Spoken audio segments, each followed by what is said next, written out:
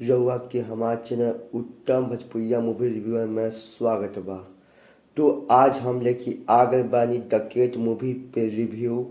तो देर हो गई लेकिन आ तो गिनी।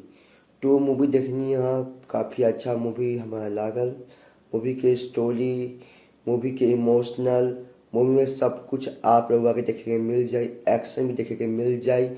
जो हीरो बा ना आदि विशेष और हीरोइन वरुणा ठाकुर, बहुत ही अच्छा रोल सबके हमारा लागल बा मूवी के अंदर। मूवी के स्टोरी भी बहुत ज़्यादा अच्छा रहे। मूवी के जब स्टार्टिंग होला तो ये लव एंगल दिखावला मूवी में। फिर उसके बाद दुश्मनी दिखावला, रिवेंज दिखावला।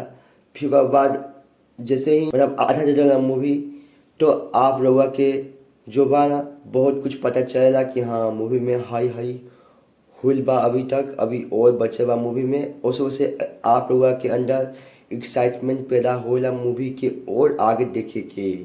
तो मूवी ऐसा बा कि आप लोगों के सीट से जाए ना दी, लास्ट तक आप लोगों के सीट पे बैठा के रखी। तो काफ़ी अच्छा हमारा मूवी लागल। मूवी के स्टार्टिंग बहुत ज़्यादा अच्छा रहे और मूवी की एंडिंग भी अच्छा रहे। मूवी की एंडिंग थोड़ा इमोशनल रहे, जो कि हम आप लोगों के ना बता सकेनी।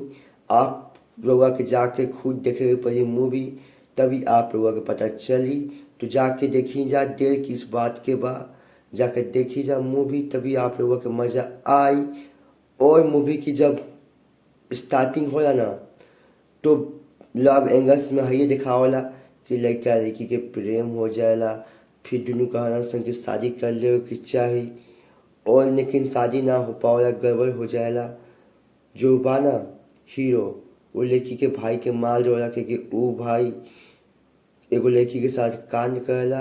और वो जो बा हीरो के बहुत ज़्यादा गुस्सा आ जाला और उस सर के फोड़ देवला। और लड़की के परिवार बदमाश है मूवी में, आप लोगों को बता दो तनी।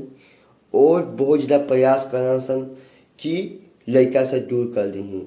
और हीरो मतलब फिल्म में हीरो के नाम रहे हरी और हीरोइन के नाम रहे सरस्वती।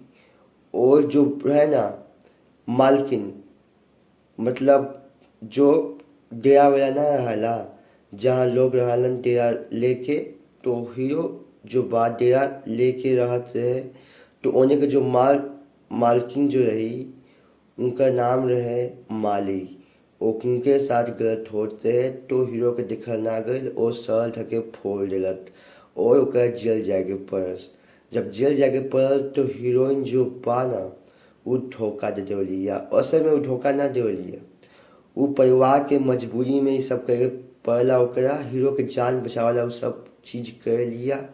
ये सब दिखाओ गए मूवी के अंदर। और भी बहुत कुछ ट्विस्ट आप लोगों के देखे के मिली। तो जाके देखी जा, बहुत ही मज़ा आई, बहुत ही अच्छा मूवी बा। तो आज के लिए इतना ही बा, अगला वीडियो में फिर से मिलम। चलिए बाय।